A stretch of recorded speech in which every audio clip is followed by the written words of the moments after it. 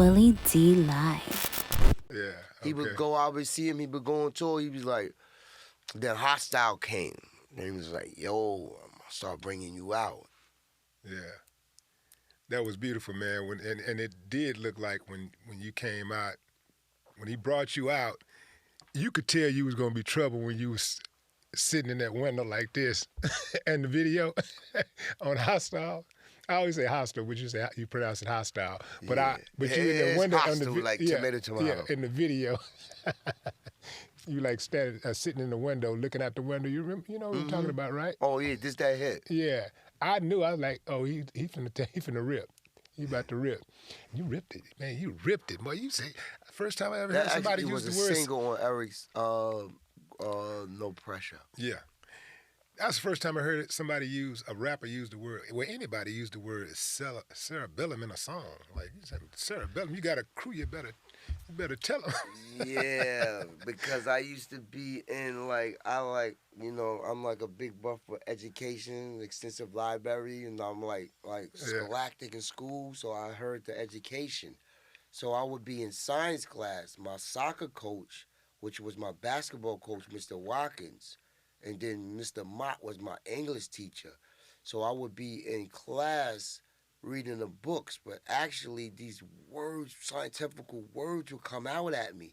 So instead of doing in class, doing work, I would have one time me and my boy Apple stole a gun from Warren. So I had the 2.5. I was breaking the gun down, but I was also writing rhymes. In the back of the class, I had the book up so the teacher wouldn't see it. So the words were just coming at me, these 4 and 5 syllable words. So I knew in hip-hop, around that time, you had to be original. You had to have your own style. You couldn't sound like nobody, and you had to have a niche. So I would emulate LL Cool J, MC Shan, and the Ghetto Boys, and NWA and EPMD. So that you went back to the name, I was like, well, I just went with my name. I'm Keith Omar Murray Jr. My father is Keith Omar Murray Sr. Bubba. I'm Baby Bubba. Hubba Bubba, if you're nasty. He used to always say that. So, and my uncle and my grandma, my uncle Marvin, and my grandmother Dolly Mae called me Keysmo. So the Keith Murray, it just stuck. So I may change my name to Keysmo now, but the Keith Murray, Baby Bubba, Keysmo. I'm glad you went with Keith Murray. I wish I would have went with Willie Dennis instead of just Willie D, because it presents issues from time to time when you're trying to do real business, right? It's cool, in hip hop and on stage or whatever, but when the stage is just a fraction of your life. Right. And so when you're trying to do other things, even when you get your plaque, man, you got it, Willie D, Dennis, all that kind of stuff, man. Yeah, but you did do Willie D. You kept the name. Yeah. And then Eric Sermon had Eric Sermon, Paris Smith, and Slick Rick, Ricky Walters, James Tar Smith. So it wasn't hard for me not to use my original name because the sobriquets or the nicknames didn't stick with me. Mm-hmm. Yeah, that's dope.